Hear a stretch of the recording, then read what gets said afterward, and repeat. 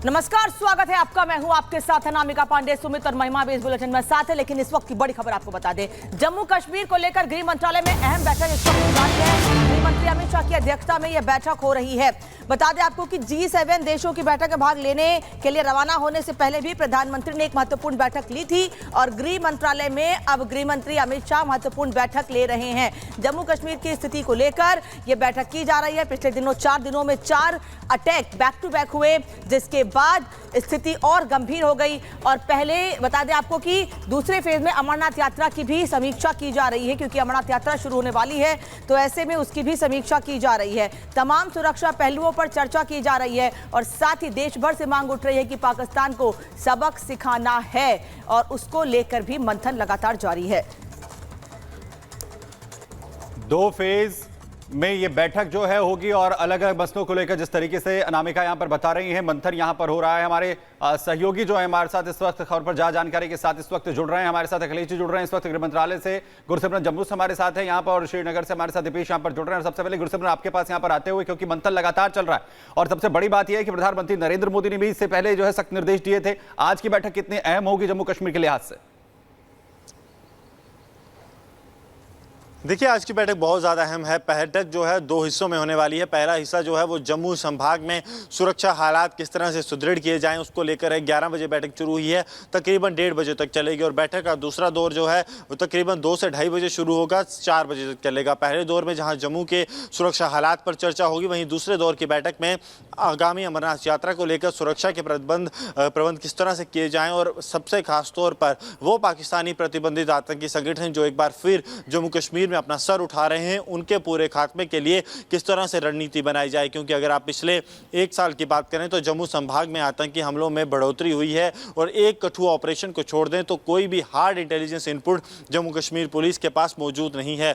यानी कि ground network जो है वो पुलिस का कहीं ना कहीं कमजोर हुआ है और यही सबसे बड़ा कारण है कि अमित शाह की तरफ से बैठक बुलाई गई है कि किस तरह से सुरक्षा पूरे ग्रिड है उसे सुदृढ़ किया जाए। माना यह भी जा रहा है कि कुछ ऐसे अफसर जिनके पास जम्मू कश्मीर में काम करने का एक एक्सपीरियंस है, जो ग्राउंड पर काम कर चुके हैं, उन्हें भी इन ऑपरेशंस की मॉनिटरिंग दी जा सकती है और कई बड़े बदलाव जो हैं वो रणनीति में भी किए जा सकते हैं। क्योंकि पिछले 1 से 1.5 साल में जो रणनीति अपनाई गई है जम्मू कश्मीर पुलिस की तरफ से, खासतौर पर जम्मू संभाग में, वो कहीं ना कहीं सफल होती ग्राउंड पर नहीं दिख रही और यही कारण है कि आतंकियों को ग्राउंड सपोर्ट लगातार मिल रहा है और आतंकी बड़े हमलों को अंजाम दे रहे हैं।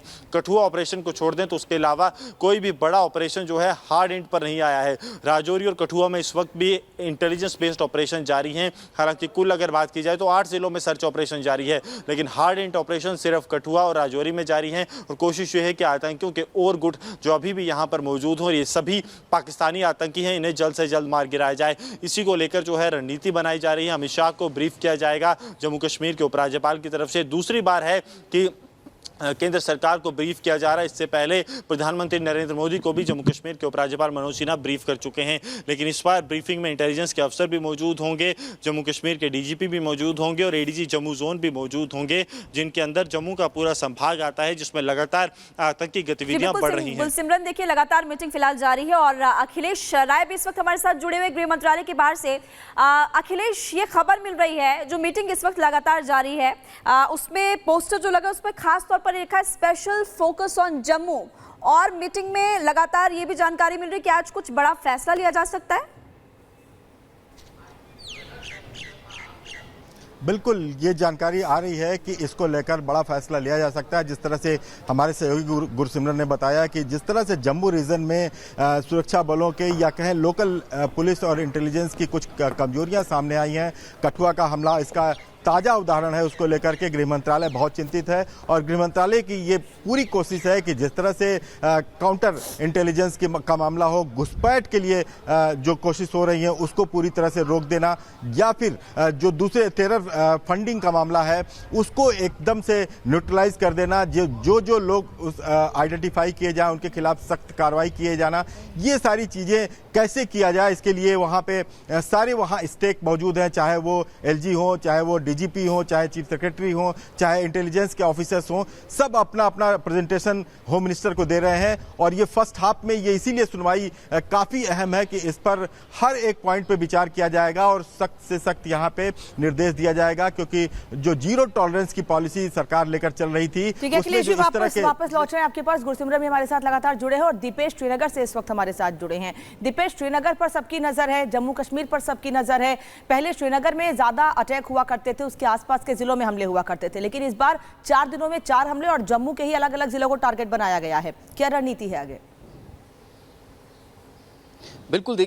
बिल्कुल देखिए, यही कारण है कि जम्मू को लेकर सबसे ज्यादा मंथन तेज होता हुआ नजर आ रहा है, लेकिन इससे इतर कश्मीर को लेकर भी बैठक में बातचीत होती हुई दिखाई दे रही है। उसका सबसे बड़ा कारण एक ये कि कल होने वाली ईद, उससे इतर 21 तारीख को होने वाले योगा डे और 29 तारीख से शुरू होने वाली अमरनाथ यात्रा को लेकर मंथन जो है वो तेज होता हुआ दिखाई दे रहा है। सुरक्षा व्यवस्था चाक चौबंद नजर आ रही है। साथ ही साथ जो टूरिस्ट हैं उनकी संख्या में जो जिस तरह से इजाफा कश्मीर और जम्मू क्षेत्र में हो रहा है, उसे देखते हुए ये बैठक बेहद महत्वपूर्ण नजर आती है। और इस बैठक में हर उस पहलू पर मंथन हो रहा है ताकि यहां होने वाली घटनाओं को कंट्रोल किया जा सके और उन पर लगाम लगाई जा सके। इससे इतर जो आतंक विरोधी अभियान चलाए जा रहे हैं उसको भी तेज करने के लिए दिशा निर्देश इस बैठक के दौरान जारी हो सकते हैं। जब सबसे महत्वपूर्ण बात कि हाल ही में 29 तारीख से अमरनाथ यात्रा शुरू होने वाली है, जो लगभग 1.5 से 2 महीने तक का यहां पूरे कश्मीर घाटी में चलने वाली है। एक जत्था जो जम्मू से निकलता है, दूसरा श्रीनगर से निकलता है। तो इन दोनों को देखते हुए ये सुरक्षा व्यवस्था के लिहाज से बैठक जो है वो बेहद महत्वपूर्ण मानी जा रही है। और यही कारण है कि 21 तारीख को जब योगा डे होगा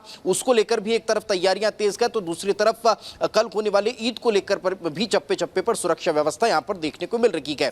यही कारण है कि हाल ही में जम्मू में हुई घटनाओं को देखते हुए जो गृह मंत्रालय है वो एक्शन मोड में नजर आ रहा है। यही कारण है कि एक बड़ी बैठक होती हुई दिखाई दे रही है। और इससे पहले प्रधानमंत्री नरेंद्र मोदी भी जम्मू कश्मीर को लेकर मंथन करते हुए नजर आए हैं और उस बैठक के दौरान भी सख्त दिशा निर्देश जो हैं वो दिए गए थे। लेकिन अब देखने वाली बात होगी कि आज की बैठक के बाद आखिर क्या निष्कर्ष निकलकर सामने आता है और क्या इस पूरे अभियान को और तेज गति से चलाने को लेकर